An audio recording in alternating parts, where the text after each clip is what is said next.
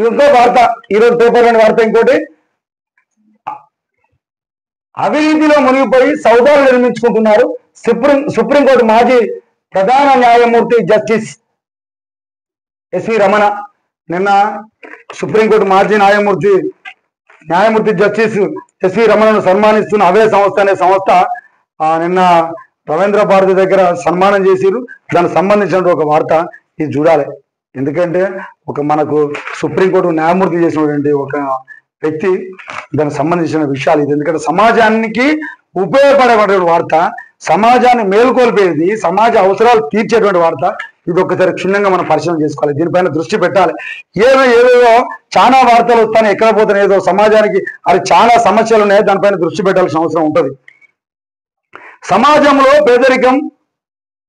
సమాజంలోని పేదలకు సేవ చేసే అవకాశం వచ్చిన కొందరు రాజకీయ నాయకులు, వాస్తవానికి రాజకీయం అంటేనే సేవా దృక్పథంతో బయటికి వెళ్ళేటువంటి వ్యవస్థ. రాజకీయాలు అంటేనే మేము సేవ చేస్తాం, ప్రజల సేవ చేస్తాం, స్వచ్ఛందంగా సేవలు చేస్తాం అని చెప్పేసి మాయ మాటలు నమ్మి ఉంటది. అన్ని అవకాశాలు అక్కడే ఉన్నాయి, సేవ చేసే అవకాశాలు మొత్తం రాజకీయంలోనే ఉన్నాయి, రాజకీయ నాయకుల పైనే ఉన్నది.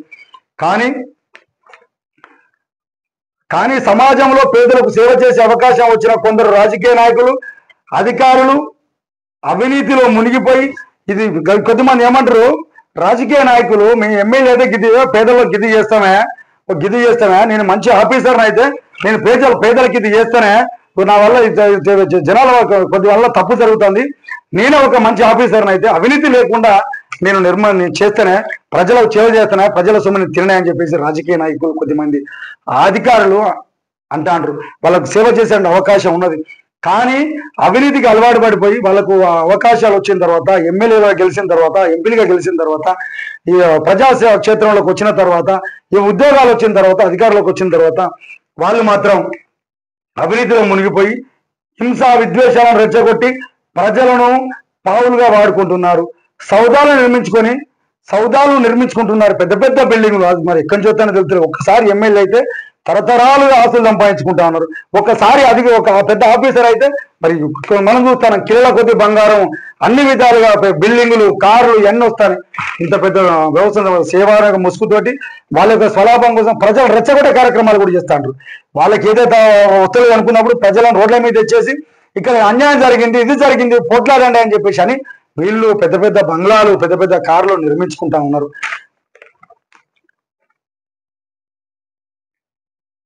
సుప్రీంకోర్టు మాజీ న్యాయమూర్తి జస్టిస్ ఎస్వి రమణ అన్నారు. అలాంటి వారికి వ్యతిరేకంగా అవే సంస్థ ఏర్పాటైందని తెలిపారు. గురువారం రాత్రి హైదరాబాద్ రవీంద్ర భారతిలో అవే 15వ జాతీయ సదస్సు నిర్వహించారు. సంస్థ వ్యవస్థాపక అధ్యక్షుడు వైకుంఠం ప్రభాకర్ చౌదరి అధ్యక్షన జరిగిన సభలో జస్టిస్ ఎస్వి రమణ ప్రసంగిస్తూ, నేటి రాజకీయాలలో అవినీతి తట్టుకోలేక నిజాయితీ పరులు రాజకీయాల్లోకి ఉండాలా వద్దా అనే ఆలోచించే పరిస్థితి వచ్చింది. రాజకీయ నాయకులపై పెండింగ్ లో ఉన్న కేసులు పరిష్కరించాలనే ఆలోచనతో న్యాయమూర్తిగా కొన్ని నేను ఆదేశాలు ఇచ్చి ఉండాలని సూచించా. కానీ దాని ప్రభావ ఫలితం నేను నా కుటుంబ సభ్యులు చవిచూశారు. వాస్తవానికి ఇంత పెద్ద ఆయన ఎన్ని బాధ అయినా కూడా బాధలు పడ్డాయని చెప్పేసి అంటారు. ఆ బాధలు ఏంటంటే రాజకీయ నాయకులు అవినీతిని తట్టుకోలేక నిజంగా కూడా ఇంతకుముందు రాజకీయం చేయాలని కొద్దిమంది పెద్ద మనుషులు ఊళ్ళో ఉంటారు, వాళ్ళు కొద్దిమంది ఉంటారు. కొద్దిమంది చేసినటువంటి నాయకులు, మామూలుగా మనం భద్రాచలం దగ్గర ఒక ఎమ్మెల్యేని చూసుకుంటాం, మన ఇల్లందు నియోజకవర్గంలో. పాపం ఆ ఎమ్మెల్యే గారికి ఈ రోజు కూడా సైకిల్ మీద తిరుగుతూ అంటాడు. అలాంటి వాళ్ళు ఉన్నారు. అలాంటి నిజాయితీ పనులకు ఈరోజు స్థానం లేకుండా పోయింది. అవినీతి ఎక్కువ చేయడం వల్ల లేకుండా పోయింది. అంటే దానికి సంబంధించిన నేను ఒక మాట చెప్తే, నా కుటుంబమే నేను ఇబ్బందులు పడ్డనే, నా కుటుంబం దానికి సంబంధించిన బాధలు పడ్డామని చెప్పేసి నేను జరిగినటువంటి మీటింగ్లో చెప్పిండు. నేను రాజకీయాలలో అవినీతిని తట్టుకు ఉండాలా వద్దా అని ఆలోచన చేసే పరిస్థితి వచ్చింది. రాజకీయ నాయకులపై పెండింగ్ లో ఉన్న కేసులు పరిష్కరించాలనే ఆలోచనతో న్యాయమూర్తిగా నేను కొన్ని ఆదేశాలు ఇచ్చా. సిబిఐ, ఈడీ, ఏసీబీలు స్వతంత్ర ప్రతిపాదిక సంస్థగా ఉండాలని సూచించా. వాస్తవానికి ఇది ఏ ప్రభుత్వానికి సంబంధం లేకుండా ఇదేంటిది, ఈడీ, ఏసీబీలు, సిబిఐలు స్వతంత్ర ప్రతిపత్తి కలిగిన సంస్థ. ఏ పార్టీ అధికారంలో ఉన్నా, ఎవరెంత పెద్ద మనుషులున్నా కూడా స్వతంత్రంగా వాళ్ళని బయటికి తీసేసి వాళ్ళపై ఎంక్వైరీ చేసి నిజ నిర్ధారణ చేయాల్సినటువంటి అవకాశం వాళ్ళపైన ఉన్నది, వాళ్ళు చేస్తారు అనే ఒక ఆలోచన ఉన్న సందర్భంలో ఆదేశాలు ఇచ్చా. సిబిఐ, ఈడీ, ఏసీబీ స్వతంత్ర ప్రతిపత్తి కలిగి ఉండాలని సూచించా. దాని ప్రభావం ఫలితం నేను నా కుటుంబ సభ్యులు సవిచూచారు. దేశాన్ని పరిపాలించిన బ్రిటిష్ వారు అవినీతిని జాడ్యంలో అంటించిపోయారు. స్వతంత్రం వచ్చిన తర్వాత తగ్గిపోతుందని భావించారు. కానీ స్వతంత్రం వచ్చిన తర్వాత ఈ అవినీతి అనేది పెచ్చి పిల్లిపోతా ఉన్నది. ఇంతకు ముందు ఉన్న దానికంటే ప్రతిరోజు అవినీతి జరిగిపోతా ఉన్నది. ఇంతకుముందు మామూలు ఎమ్మెల్యే చిన్న కారులో వచ్చే, ఇప్పుడు ఒక్కొక్క ఎమ్మెల్యే వెనకాల ఒక లైన్ బట్టి ఒక 10, 12, 60, 70 కోట్ల రూపాయల కార్లు వెనకాల పోతాను. ఎక్కడి నుంచి వస్తానా సొమ్మంతా? ఎంత అవినీతి చేస్తానరా మీరు? ఓటేసినోడు గట్టే ఉంటాడు, వాళ్ళ సేవ చేస్తాన మీరేమో లక్షాధికారులు అయిపోయి మీరు పట్టాభిషేకాలు వెళ్తా ఉన్నారు. ఇది ఎవరి పాపం అసలు? కాకపోతే రాజకీయ నేతలకు వ్యాపారాలుగా మారిపోయి అవినీతి పరుడు గుండాలు చుట్టుముట్టి శాసనసభ పార్లమెంటును ఆక్రమించి మేధావులకు చోటు లేకుండా చేశారు. వాస్తవానికి ఇదైతే వాస్తవానికి ఏమున్నదంటే దీనికి సంబంధించినటువంటిది రాజకీయ కొంతమంది గుండాలు నేర చరిత్ర ఉన్న వాళ్ళు కొద్దిమంది ఉన్నారు. వాళ్ళ యొక్క బెదిరింపులకు నిజాయితీ పడి నిలవలేకపోతాడు. పైసలు లేని రాజకీయాలు చేయాలన్నా కూడా నిలవలేకపోతా ఉన్నాడు. దీనికి సంబంధించినటువంటి పూర్తిగా డబ్బులు తీసుకునేటువంటి ఓటర్ల వాళ్ళని, ఈ ఓటర్లు కూడా మాకు మంచి జరగాలి, మంచి ఎక్కడ జరుగుతుందే, మీరు కూడా అవినీతిలో పాల్పంచుకుంటా ఉన్నారు. మాకు డబ్బులు వచ్చినా ఓట్లు అయితే అధికారంలోకి వచ్చారు. నా బిడ్డల బతుకులు బాగు చేయండి, నా బిడ్డలకు మంచి ఆరోగ్యాలు ఇవ్వండి, నా బిడ్డలకు మంచి ఉపాధి అవకాశాలు అండి, మంచి విద్యను అందించాలనేది మర్చిపోయి ఆ రోజు ఇచ్చినటువంటి దాంట్లో 1000కో 500కో క్వార్టర్కో మాంసానికి అమ్ముడు పోతా ఉన్నారు. అమ్ముడు పోయి ఆ రాజకీయ నాయకులను కోటీశ్వరులుగా మిద్దలు మెడలు కట్టుకోవడానికి ఆస్కారం వీళ్ళే చూపిస్తారు. ఆ పాపంలో భాగస్వామ్యం కూడా వీళ్ళదే అని చెప్పేసి అదొక వార్త ఇచ్చింది. ఆంధ్రప్రదేశ్ తెలుగు భాషపై దాడి జరిగిందని ఎక్కడ లేదని తెలుగు నిలబెట్టాలనే ఉద్దేశంతో తెలుగు రచయితల మహాసభ నిర్వహించి తెలుగు భాషల సంస్కృతిని గౌరవించాలనే కోరికతో మరుసటి రోజే మాపై దాడులు మొదలు పెట్టారు అని చెప్పేసి ఇచ్చారు. వాస్తవానికి ఏంటంటే ఈ రాజకీయ పార్టీలు ఇంతకుముందేమో సేవా దృక్పథంతో ఉంటే, కానీ ఇప్పుడు మాత్రం మనకి ఏ విధంగా కనిపిస్తుందంటే ఇది కార్పొరేట్ కంపెనీలా కనిపిస్తా ఉన్నది.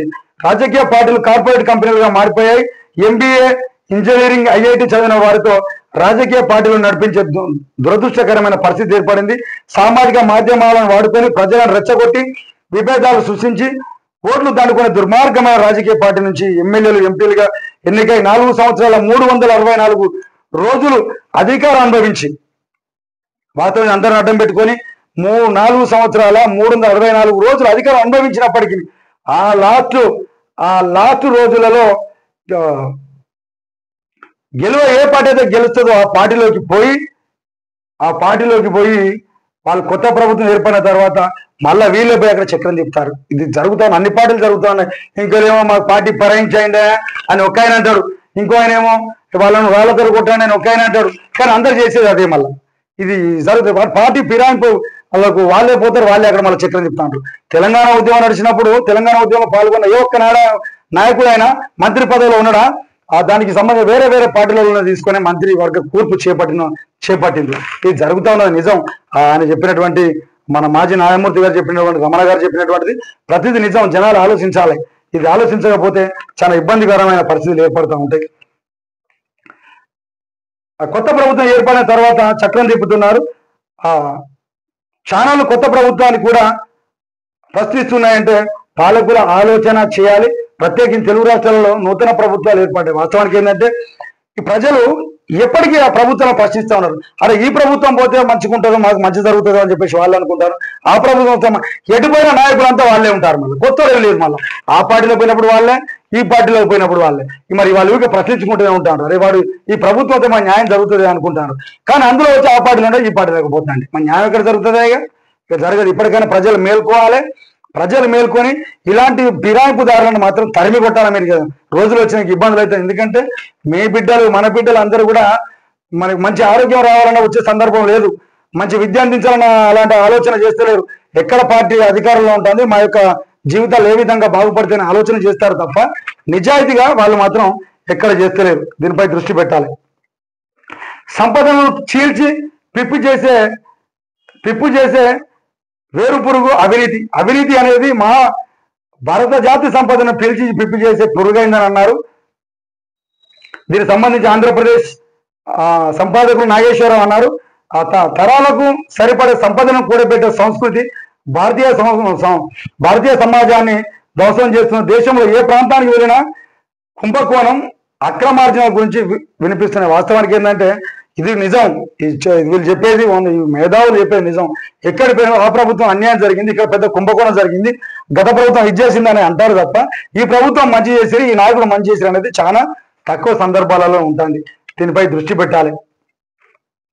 నిజాయితీ పరులకు సత్కారం స్ఫూర్తిదాయకం. డబ్బు ఖర్చు చేసి గెలిచిన వారికే పార్టీలు ప్రోత్సహిస్తున్న వాస్తవానికి కొన్ని పార్టీలు మనం చూస్తాను. కొన్ని పార్టీలో సిద్ధాంతాలు ఉన్నాయని చెప్పుకుంటారు, ఇంకా కొన్ని పార్టీలు మాకు విలువలు ఉన్నాయని చెప్పేసి అంటారు. కానీ ఎక్కడ జనాలు ఉన్నాయని చెప్పేసి అంటలేరు.